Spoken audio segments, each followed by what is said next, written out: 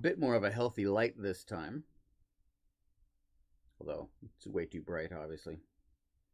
Okay, in this situation, we have Tam and Rand talking about leading their mother's spirit, Carria Thor, back to them um, during a Beltane celebration with the little lamps. And uh, sorry, we have that situation, and then we have the general Beltane from just the village, the Two Rivers village. Um, all the folks are doing that. You got Matt's parents there, etc. I didn't see anybody else. You have a brief flash of Perrin and his wife. I forget what they were doing. I think they were just standing there watching, right? So it's sort of it's like a Christmas, but also more like what Christmas originally was, which was kind of like, you know, a rebirth, i.e., death is heavily involved. You know, it's a darker sort of holiday. Um, and uh, and then you had a brief shot of Naive as well, being sad, and I think putting something in the water. Um, yeah, and then the village here is just ramping up the celebration, changing from, honoring the dead mode to celebratory mode. Now, so that's what's happening here. The writing, so the dialogue and the quality of everything. Uh, the Rand and Tam situation was very good. I remember we have all noticed that they squeezed in a line from the Lord of the Rings, right? You have to do all we can do is what we can with the time that's given to us. Which great. I mean, it fits the theme quite well, right? Quite well. It's a cycle of birth and rebirth, birth and death, etc. Um, I was a little. I had a cringy reaction to the lady. I believe it's Egwene's mother, right? Shit. Bran, Alvir, and it's not gonna happen for me. It's like May Deer or something like that. Yeah, it's not gonna happen. Anyway, Egwene's mom was saying to everybody, "Hey, all right, it's time, let's go." But then it was just too direct, too silly. It's maybe from the point of view of someone who's never read the books and is like socially capable of going to, say, a Baptist revival without running away physically, literally physically running. Maybe it's fine for them. I'm not sure, but for me, it was pretty terrible. Way too direct, way too in your face, way too direct. Like maintaining eye contact for way too far beyond appropriateness, right?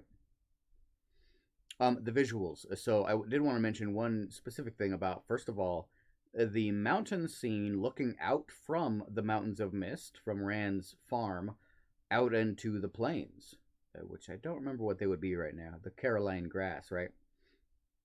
And probably somewhere else too. The mistwood, the wetwood. What is that? Whatever the swamp is, the waterwood. So I would just like to make a special note of the view distance there, or the the horizon there. Kind of cool, right? You can see the mountains, and then the hills end, and then the plains begin, and you can't really see any major cities. I think maybe you might have been able to see Bearlun from there, or possibly even as far as like Whitebridge, if it's real far, but maybe not, right? Maybe not. I believe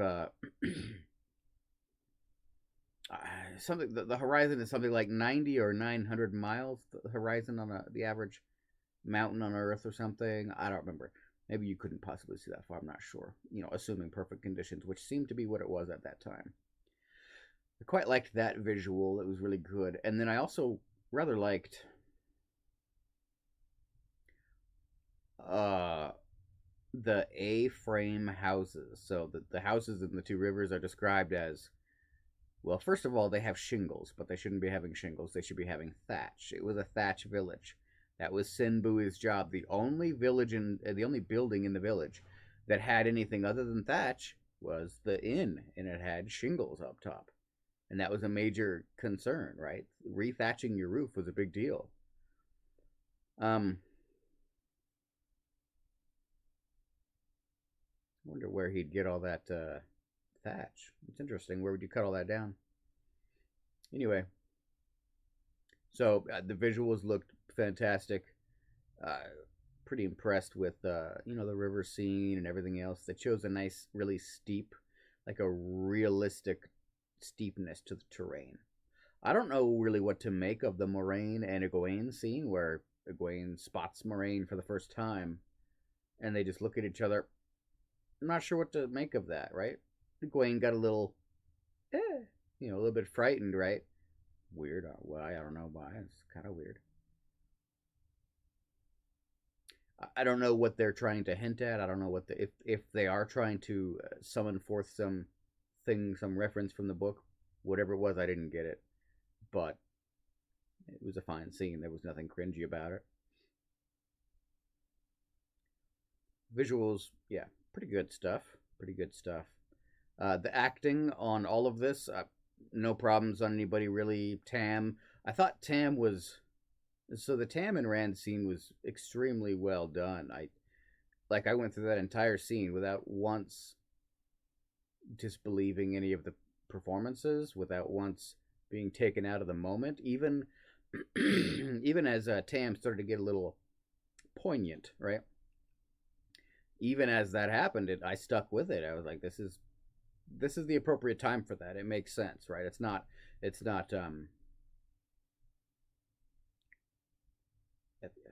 pushing the envelope there. It's not doing too much.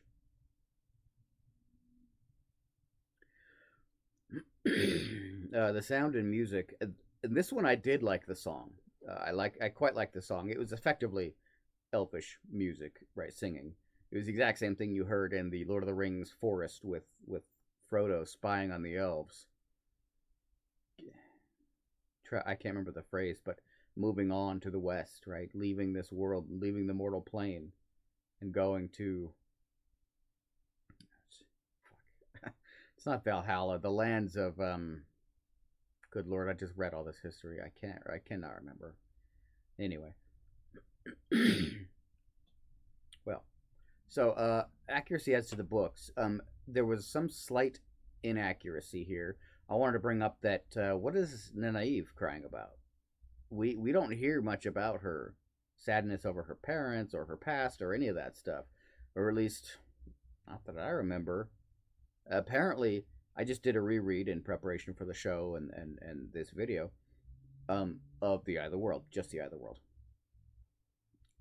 and coincidentally, just because I happened to start the series over at that time, and I got to book 10 and had to start the whole thing over again. No, sorry, book 6. I got to book 6, finished it up, and then I just stopped for so long that I had to start over again. And it's not that I dislike the slump particularly. I do, although it's not a lack of motivation to read the next book. It's a lack of motivation to read at all. That hits me, unfortunately. Anyway, yeah, I didn't really hear anything from Nynaeve about her family or anything like that in the books. I don't recall anything at all about it. As far as I know, she's just from another village. She's got her own life, kind of thing.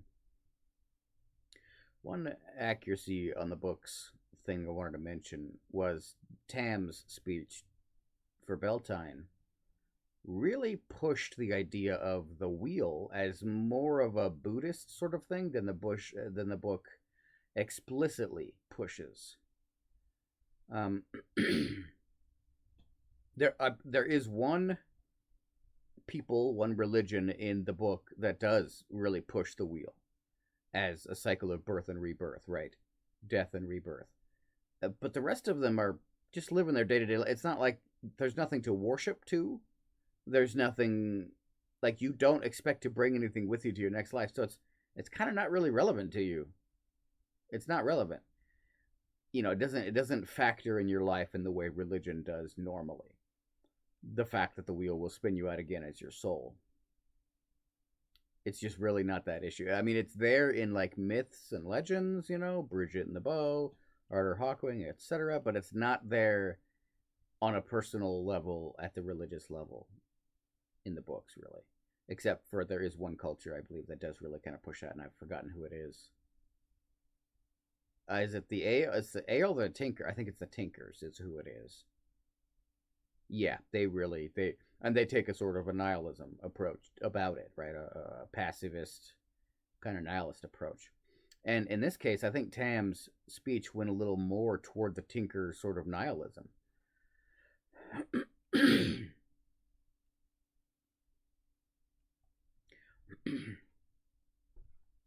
Because he was really pushing that we're going to bring your spirit back to us and we'll do better next time, which it gets echoed later in the show from the Tinkers.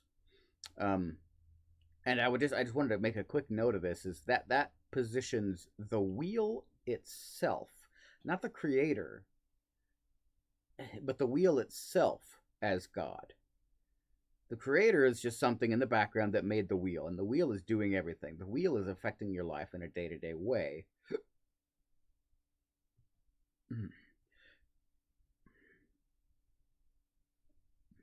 In the way that a fundamentalist would feel that their God is affecting their life in a day-to-day way. So the wheel is spinning you out again and again, and it is the wheel then that determines your destiny and the destiny of your loved ones, and that's what's relevant. And then I would like to bring up that that is what the Dark One wants to kill. The Dark One wants to stop the wheel. He didn't mention the creator. He didn't care about the creator. It's the wheel he wants to stop. He wants oblivion. He wants a stopping of time and everything else. Interesting. I'm looking at my own eyes. That's a cool. Yeah, my instinct is to look at my own eyes. Look at the eyes of the human I can see when communicating. That's cool. Instead of the you. Yeah, all right. That's all I wanted to mention from this scene.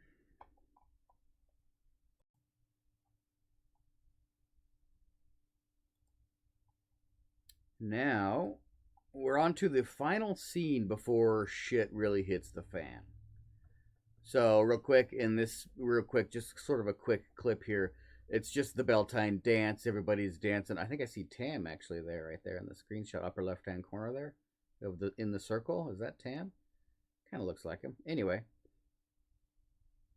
so we've got a quick Beltane dance that's going on. There's just some line dancing, and then you've got a quick scene with Lana Moraine where he reports to her about the presence of the Dark One in the area.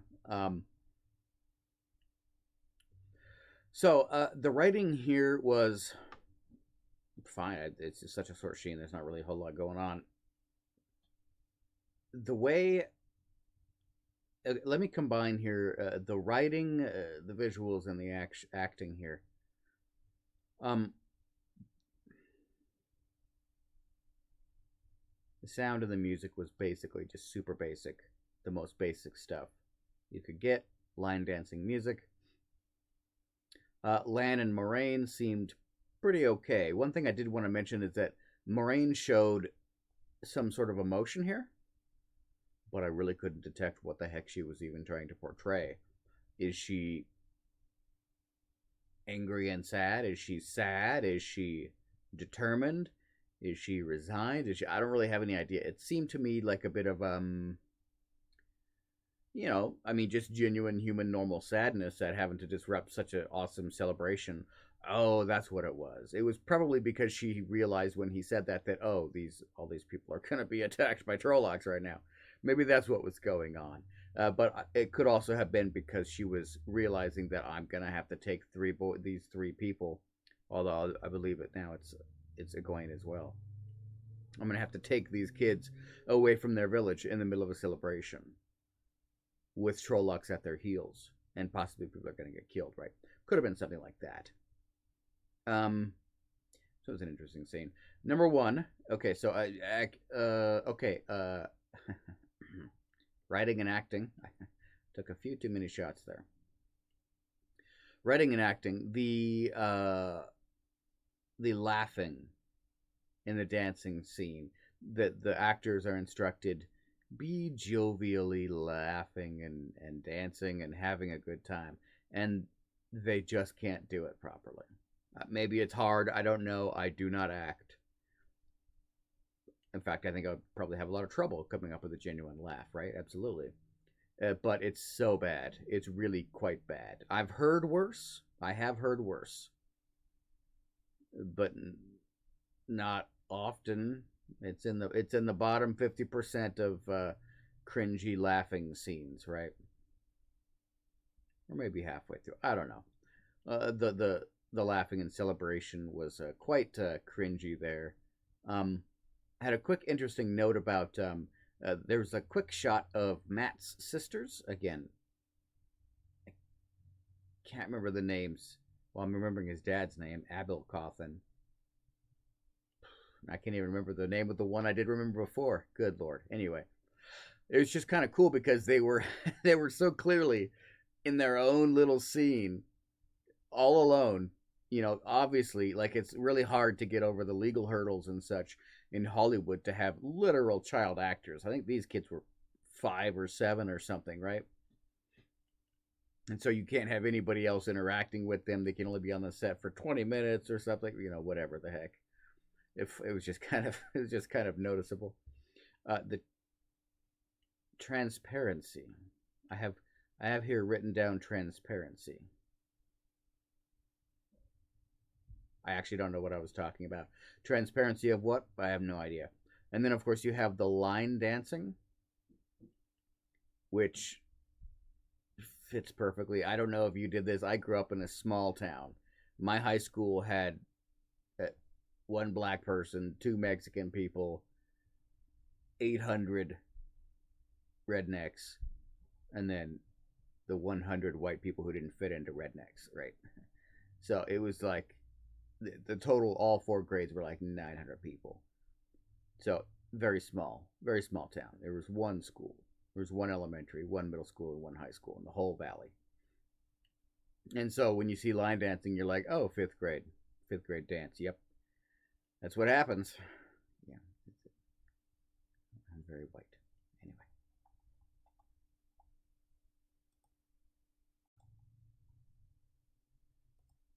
So now we have the Trollocs attacking Beltane. The first action scene of the movie, no, that's not true because you have the Reddish hunting down that guy in the beginning. But the first real action scene where you get to see just how gruesome the show is going to be, right? Is it going to be Game of Thrones where you got slow torture for 25 minutes in a row? Or is it, sort of just sort of more normal television? Okay. So we have sort of a mid-range brutality. It's sort of on the low end in terms of brutality. It's not that bad yet. So again, I think I'm going to combine everything here. Yeah. So the first thing I noticed was that it's the typical Hollywood bullshit of when they try to portray a sword fight or any sort of melee fighting, they're unable to. They're just completely unable to make it. They don't even succeed at making it realistic at all. They don't even succeed at making it seem realistic, let alone making it feel realistic or anything like that, right? They're apparently totally unable to separate a sword swing from the actor portraying the person running away. I don't know why that's the case. It seems like you would just film two things at different times and then merge them together. But in this scene, all over the place, you have the typical ridiculous bullshit where, somebody will swing and go, huh, and the person's in front of them. You're like, what the fuck? You clearly didn't even swing anywhere near them or where they would be or anything. What the fuck are you doing? It makes no sense, right? This is why, Jason Bourne, or the Bourne Identity, was such an... not the Matrix. This is why the Bourne Identity was such a big advance over everything that had come out at that point, or everything popular at that point. It was because the combat actually made sense, actually felt like something that might actually happen in real life. Right. So they've gone just totally, utterly ridiculous with this. It makes no sense. They're relying almost entirely on their editing to make the combat, which is terrible. Typical Hollywood bullshit. However, they did get some other things correct, right? They just totally dropped the ball or never picked up the ball in terms of the combat. But what they did do quite well was the running. There was a quick brief scene of Perrin and his wife running into a local house. And I thought that was rather good because they ran in the way that humans would normally run in that situation, right? You're finding stable footing because you ain't going to slip on that mud, because if you do, you're getting chopped in half. You're moving as quick as you possibly can, but you're doing so while constantly monitoring your surroundings to make sure you can change direction anytime. Right? These people were moving like humans do in a panic, for real. When our actual brains are involved, we're not following the writing of some script, right? The running looked quite good.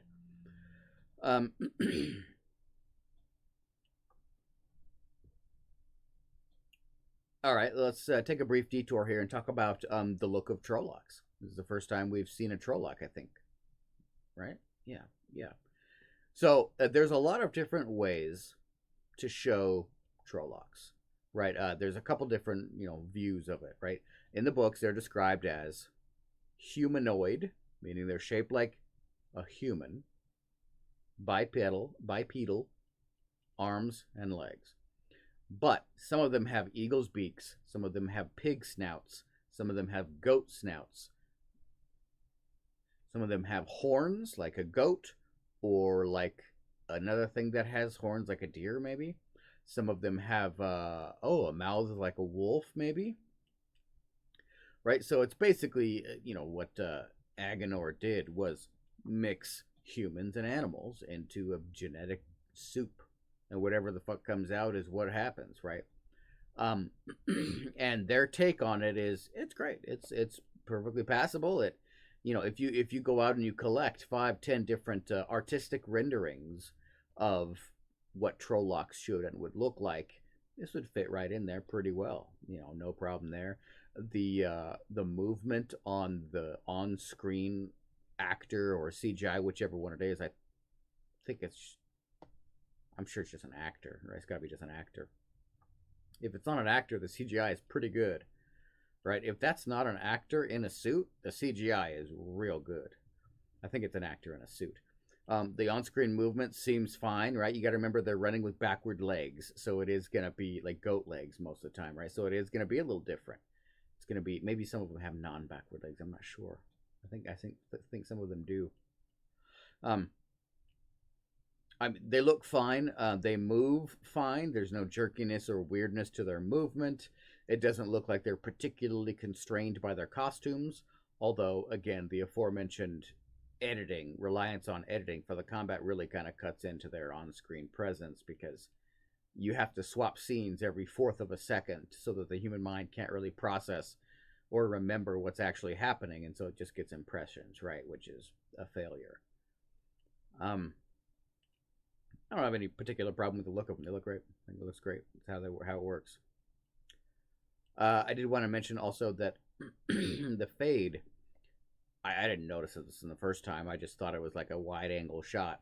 But it was a wide-angle shot of the fade atop a hill nearby. Right? No doubt monitoring runners and sweeping around and catching them and getting them, preventing them from running. So the fade was atop the hill, and you'll notice, I was wondering if perhaps they used the exact same scene. I wonder if Egwene saw that scene. So they have a brief flash of the fade standing on a distant hill. Distant meaning just outside the village. I wonder if that was Egwene looking up and seeing the fade, because later in the episode or series, they get ambushed at a certain spot where the Dark One finds them again, or the forces of the Dark find them again, and again the Fade stands atop a nearby hill and sends his Trollocs in, right? Because the Fade's not going to get killed. He knows an Aes Sedai's down there. He knows that he can't be killed from that far away, probably. So an interesting echo there. As Matt ran through the village, you had two things. You had shaky cam, which I don't have any problem with. It looks great. It worked really well in Bourne Identity, I thought. That was very well done. it was a little heavy-handed in Born Identity, and I think it was a little heavy-handed here. Um, but it gives a good it gives a good sense of movement and panic, right? It really does. And I think here, I think it was slightly too long of a scene. Matt's movement to the crowd, he was told to be waving his arms out to the side, and he did that, but he did that for slightly too long. It just kind of seemed a little bad. But again, this is like my seventh watch through, so I noticed it on the seventh walkthrough as I was examining scenes in minute detail in 3-second increments, or 30-second increments. So can you really hold that against them, right? Went fine the first time. But what didn't go well the first time is all the edits, right? Again, they're relying on editing to make things exciting, which is stupid and terrible and low budget and the cheap option and McFantasy, right? Or McAction, right? And I did want to note that there was one odd thing about the acting here. Apparently, someone told Matt's parents, told his mother to cry out, "Where?" Matt says, "Where are the kids? Where are the kids?" And his mother says, "Ah," and his father says, "Urgh." What? What kind of reaction is that? That makes no sense at all. Those are your kids. You know damn well you left them out there and didn't go to find them. You're either guilty or you're either guilty, right? It just makes it's wildly improbable for anyone to act in that way. It makes no sense. That's just stupid and wrong. But overall, accuracy as to the books. Overall, it was a perfectly acceptable. The village gets attacked by Trollocs. I mean, it all works. It works great. Wonderful. Conveys the image. Conveys the feeling. Accuracy as to the books.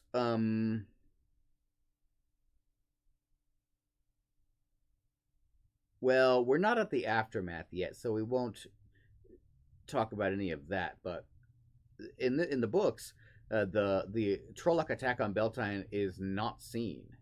It is seen from the perspective of Rand, who isn't in the village at the time. He's back at the farm. And so he leaves the village intact. He comes back to the village, and the village has finished the attack. So there is no representation of the attack. So they did whatever they want with it. No problem there. Yeah, pretty good. Accuracy as to the books. I don't know. I don't think there's anything that can be mentioned as accuracy as to the books until afterward, right? Except, who the heck was Tom? Egwene says the first guy to get killed in the dance is, "Oh, Tom, are you okay?" Who's Tom? There was Will Alcine. There was, I don't remember any of the other village boys, but I don't recall a Tom. That's fine. I'm not complaining. That's just a note.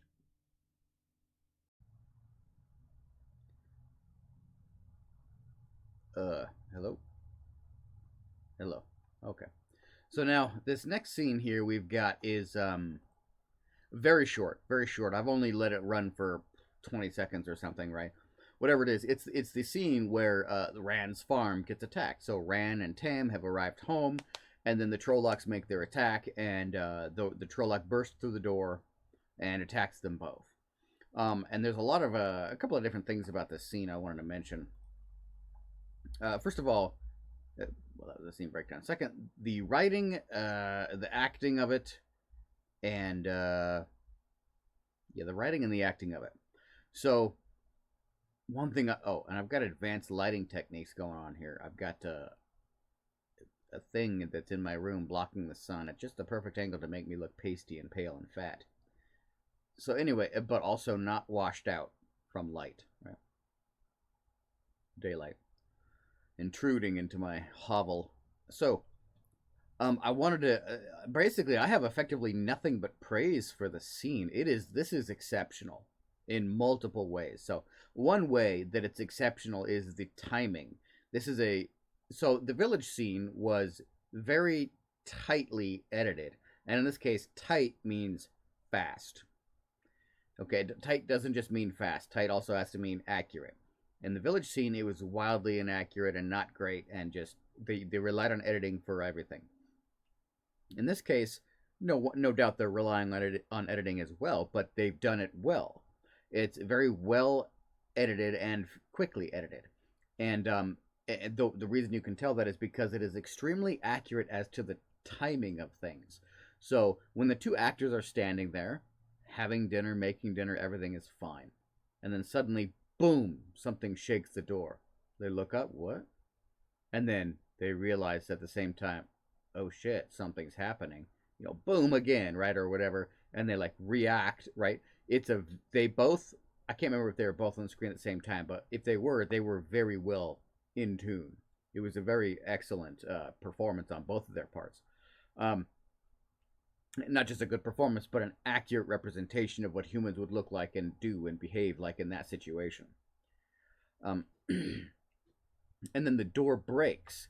And then there is one failure of the acting or the writing or the directing, one of those things, right? The door just busts the fuck open. Splinters everywhere, right? Huge, heavy slam, right?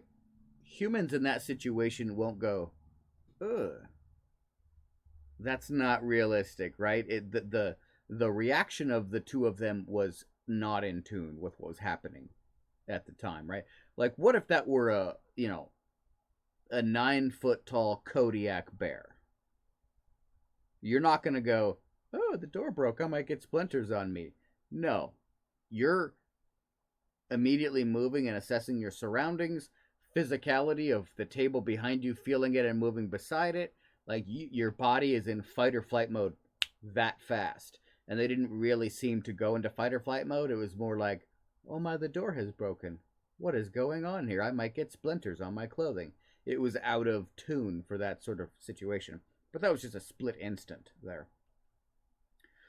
The rest of the scene that followed, the fight with the Trolloc, was exceptional in terms of its physicality. And I've spelled the word physicality with 2 L's here. That's a little bonus. The whole scene was physically exceptional, physically very well done, and the speed of it was very well done. So the movement of the characters, both Tam and Rand at one point got thrown physically into things. It looked very realistic, very proper speeds. It wasn't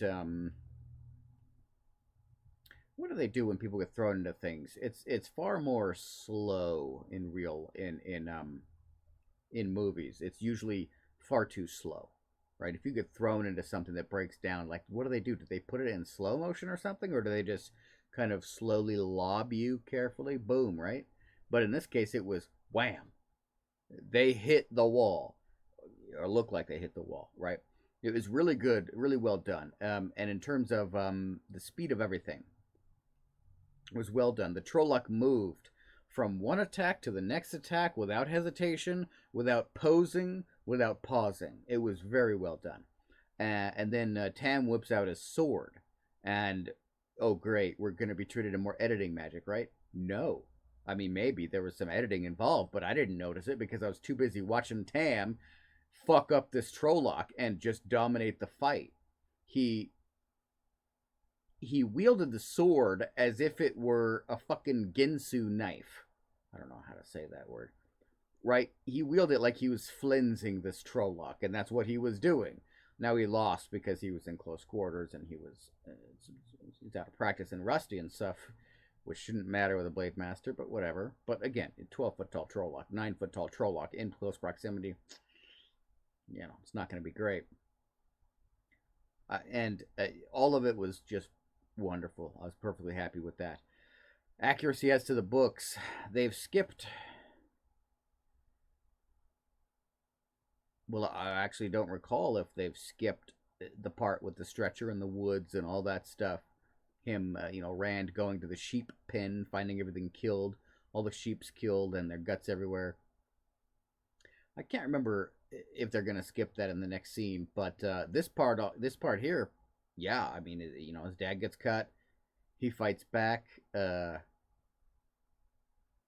He runs away. So that's interesting. They did change that. In this case, Rand helps kill one of the Trollocs. Oh, that's true, huh? In the other one, he grabs a cooking pot. In this one, he grabs an arrow. Great. Yeah, quite like the scene. Pretty big fan of this.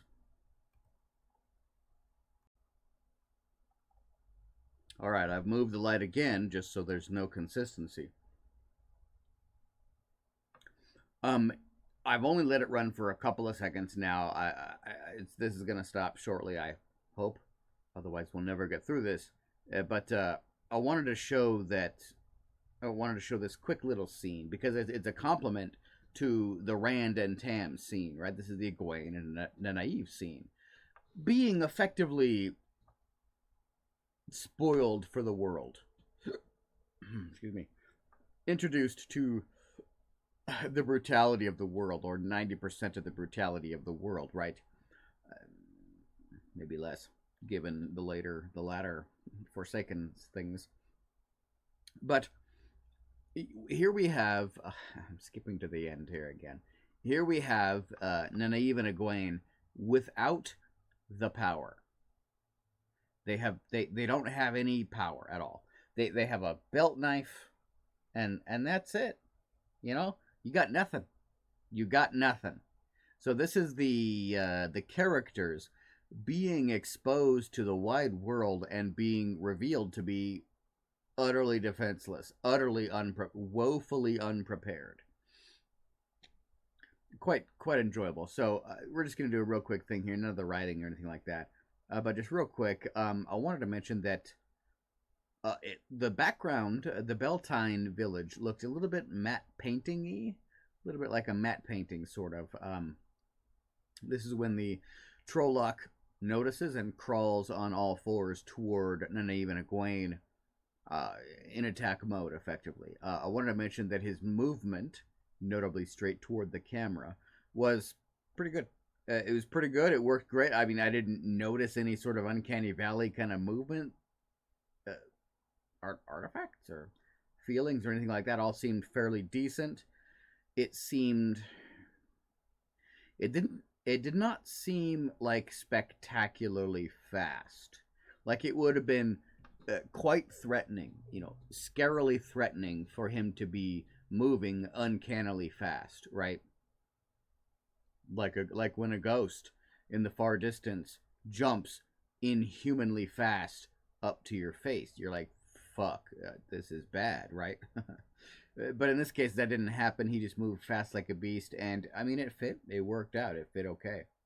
The background again looked a little bit weird. I'm not sure. I didn't go back and look at the scene by scene, but I'm not sure if the shadows kind of like matched properly with the background. Right? He was in front of a fire and near a tree, perhaps.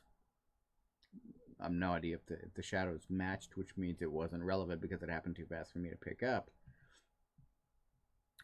And then we have the attack, right? The Trolloc attacks two almost completely unarmed women, right? And in fact, it doesn't matter that they're women in that case. The guy's 9 feet tall and bigger than a bodybuilder, so it's not really relevant, what gender they are or their physique kind of thing.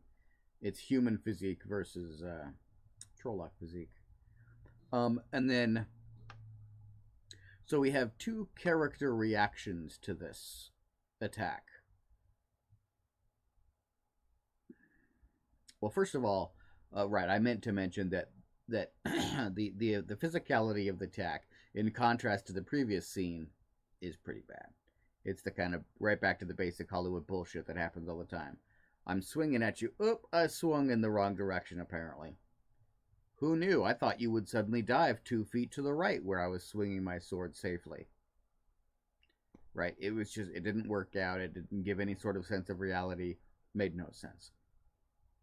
Although I'll note that the editing seemed okay here. It seemed like there wasn't too much of it. It was just a slash, a dodge, a move. I mean, a couple, and then we were done. It wasn't constant battle through the editing. It was constant battle through the motion of the characters, and it kind of stayed in a time frame where it was acceptable, sort of acceptable.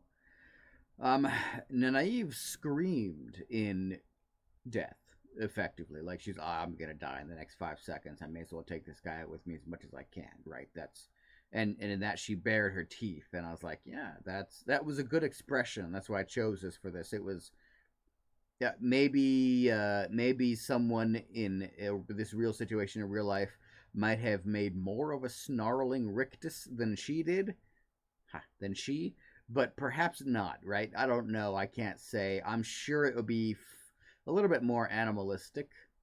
In reality, I think it would be more animalistic, but it was an acceptable scream here. Unfortunately, what was wildly unacceptable was Egwene's pose. I don't know what direction the screen director gave them at this time, but it was woefully inadequate to convey to Egwene the expression she should adopt. Simply failed outright completely. What the fuck is she doing? Are you kidding me? What? What? That seems like one of the 45 failed takes you should have removed before the actors understood what they were trying to portray. That's bad. That's indie level bad, right? Indie film level real bad. Like, this person flat out doesn't know how to act, but we've already paid them half their salary. Fuck it, let's just go with it, right? That's bad. Terrible. Okay, not great there. But the scene conveys what it wanted to convey fairly okay. Did it just get orange outside? What the fuck is going on? The color in the house is fine. I'm just suddenly orange. Great. I'm the amazing orange. I wanted to point out here that this scene is a stark contrast. It brings into stark contrast the brutality of the world against someone who has Tam and Rand's power, right? We have a sword, right? We're two big, burly dudes. We're males in the primes of our life. We've got, physical skills of killing with a sword and with a bow and everything else, right? And we're getting our ass kicked by a Trolloc, but we've got a chance here, right? Versus two females with a fucking knife. That's it. There's nothing there, right? You've got the minimum, you've got the mid-range, and then later in the episode they're going to show the power, the one power, right? An Aes Sedai with the one power. So this is given a good contrast, building up toward the brutality, or starting at building out the brutality.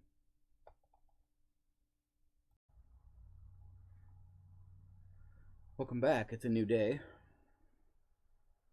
I will admit I've had too much to drink to really do this, so I'm not sure how long I'll be able to maintain here. But we've got another quick skip here, just a quick interlude in this, the whole battle scene with the Beltane and such. But I wanted to pause here on a quick note. We have a standard scene. So let's take the movie Spider-Man. Right when Spider-Man stops the train, this is the previous new remake, not the newest remake. Tobey Maguire. When he stops the train and then just collapses just from the sheer effort. It's a fantastic scene. It's poignant as hell. It's amazing. I really, really like it. But it was acted poorly, or again, written poorly or directed poorly. There was extremely cringy reactions all the way around. It was just overly emotional and dramatic. It was saccharine. It was too much, right? It's like the faces you make to a 5-year-old to let them know you're happy. It's exaggerated. This one wasn't.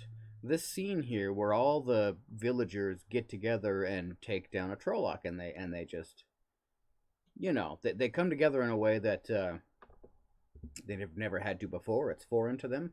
They don't know what they're doing. It's scary. They're all at the edge of their lives. They know people are dying all around them, and they come together, right? It's a poignant scene.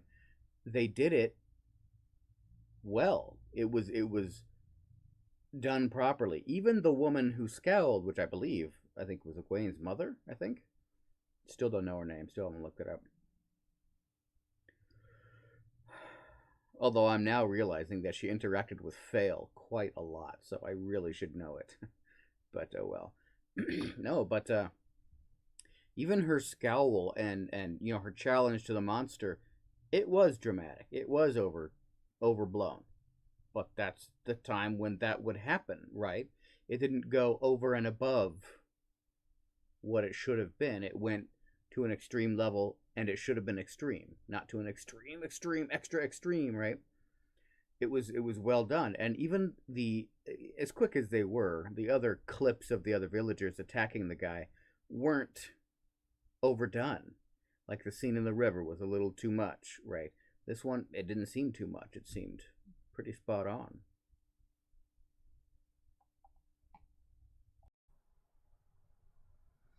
All right, let's jump right in. First of all, it's Marin. Egwene's mother is named Marin Alvear. I'm wondering if perhaps Fail and Perrin started calling her something different. Mistress Alvear, probably something like that, right? And so I just never really ingrained the name because, I mean, I got pretty close with my earlier guess, which was like Marine or Darine or something like that. I can't remember what the guess was, but yeah. Anyway, um, so the next couple of scenes, we're gonna speed it up here in a minute, right? But meaning speed up the progression of the scenes. I can't just be constantly stopping out on every frame. That'll be a 700-hour video. But here we go. We're in the depths of it, right? We're in the well. For one, the editing is really fast here. That was a point I was intending to make.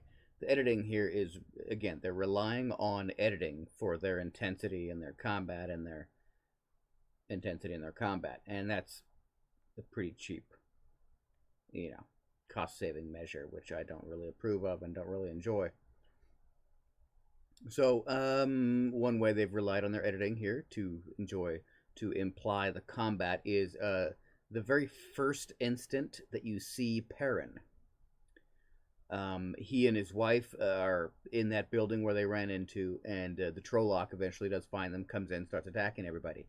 His wife gets everybody out, but then the Trolloc catches him and his wife in the blacksmithing house or room or whatever. And the Trolloc takes a swing at him. I swear to God, I mean, Perrin's a tall guy. This would have been a foot and a half above his head, even if he had been standing up and had not ducked. Right? Utterly, utterly just ridiculous bullshit. Clearly no effort put into it whatsoever. But it's intended to be covered up by the editing, right? Terrible stuff. But then you have the quick little altercation between Perrin and his wife and the Trolloc, which was pretty good, which was great. I quite liked it. I mean, it's I'm complaining about the editing being used here, but that can work just fine, and I didn't really have any problem. Well, I did have a problem with it this time, but in large measure, it worked. It was an exciting scene. I quite liked it. I particularly liked that, Perrin, he's a big dude, and he's like, well, maybe I can just wrestle this guy into the ground. Nope. No, that motherfucking Trolloc just backhands him to the fucking dirt. Right? One hit and he's on the fucking dirt. That's great. I was really quite tickled by that. Quite liked it. And then we have his wife getting pinned up against the wall and stabbing the guy, and it's all quite believable. The swings, when they miss, the swings look very natural, the kind of thing that you would expect people to do in that circumstance, right? Full arm swings. I mean, they go all the way and they finish it all the way, and there's effort exerted, and you can feel it. The acting in the scene was pretty decent, pretty good as far as I could tell. Yeah, quite liked it. It was good, except again for the reliance on the editing and a little bit of the you just can't swing a 20-pound chunk of metal at somebody at an actor. That's not a thing that happens, except in certain rare circumstances. Ooh, it's hot in here. My ear is super ringing right now, like really bad. This one ear. Strange. Anyway, and then the scene just kind of continues on. We get a little bit more of the battle that's going on in the Beltime in the Two Rivers here. And we cut really quickly to Lan and Moraine, and there's a bunch of cuts back and forth, right? But we cut to Lan and Moraine here is, this is like basically the first use of the power, pretty much, that we're seeing like in large quantities, right? And in the show, the power is white spears, floaty white spears of gas, right? Like as if steam shaped itself into a point and floated around the screen, right? That's what the power is. Okay, okay. Well, I mean, we'll talk more about that as it goes on, right? But for now, cool. There's stuff, you know, flickering around everywhere, tearing Trollocs in half. Quite liked that. The Nynaeve and Egwene scene as they finish their attack on the Trolloc. It was pretty okay. Pretty okay. It was way too fast for me to even keep track of what was going on, other than in very quick impressions and half-baked memories long after the fact, right? I would very much prefer a much better put-together fighting scene like Born Identity or something like that. But, yeah. So, the power wasn't terrible. It wasn't terrible. It was kind of cool. Moraine calls down lightning, and you see the power twist together up into the sky and then summon lightning down. Again, quite true to the books. Quite true to the books. You see weaves of the power as the power weaves itself. Well, yes, you weave the power into certain things, and then that causes effects up into the sky, and then it causes lightning and rain, like the bowl of winds. Accurate, okay. Although, again, we can't, all the all the obvious objections here. We can't see the color of the threads, spirit, fire, water, blah, blah, blah. And quick note here, always bugged me. Why is Moraine using fireballs? If you can rip apart a Trolloc with air, A, why not just stab him? B, why not use only air? Why would you use fire? You're not strong in fire, right? Most Aes Sedai are not strong in fire and earth. Most male Aes Sedai are strong in fire and earth, right? The powers are divided up a little bit. It's always bugged me. Now, I've been on the lookout for Moraine happens to be stronger in fire and earth, but I've not encountered that. I saw that Egwene was strong in earth, but that's all. So it could indeed be that Moraine had some special affinity for fire and earth, and I simply forgot about it. But you see this quite a bit throughout the series. The weapons that Aes Sedai use don't really correspond properly to their strengths, their natural strengths. And then, in addition, there's the issue of the kung fu magic, the magic fu. So let's do this now, okay? In the books, yes, Aes Sedai require gestures. Yep. Some Aes Sedai learn weaves before they go to the tower. And they learn weaves from teachers who learned weaves before they went to the tower. And so there are Aes Sedai who can really better perform certain weaves with certain gestures, right? If you do compulsion, you do the Emperor kind of thing or whatever, the force kind of thing, right? You have to do the gesture. You don't have to, but it really helps to aid concentration. And in this case, it makes perfect sense for Moraine to be using the gestures to aid in her concentration. There's a lot of Trollocs here. There's a lot of humans to save. This is effectively the battle against the Dark One, by the way. This is when it starts. The Dark One has discovered who the Dragon Reborn is, and the Light has discovered who the Dragon Reborn is. This is the first conflict. If the Dark wins now, it's over. Over. So it has begun. She's pulling out all the stops. Although she still, as mentioned later, she still does think that they've got a little bit of a leap on the Dark One. So the power gestures. But So she's using gestures, but my God, what are you doing? You don't do a dance in the middle of the. That's ridiculous. It's quite high on the cringy meter.